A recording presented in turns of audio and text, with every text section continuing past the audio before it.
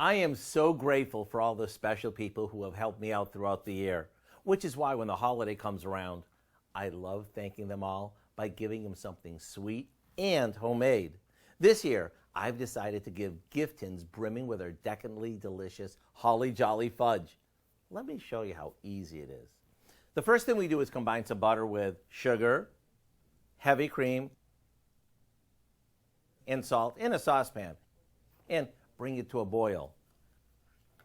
After it boils for about 5 minutes, we take it off the heat and slowly add in some powdered sugar and a bit of vanilla.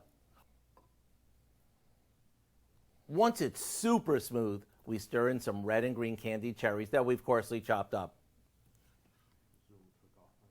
This gets spooned into an 8-inch baking dish. Then we pop it in the fridge to set before cutting it up. While it's setting, you might want to run out and pick up a couple of gift tins or gift boxes, which you can probably find on sale right now.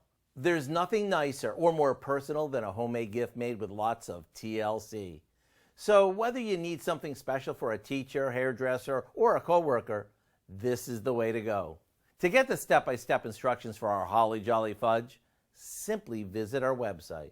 I'm Howard with Kelly in the Mr. Food Test Kitchen, where today we found a fudgy holiday way for you to say, ooh, it's so good.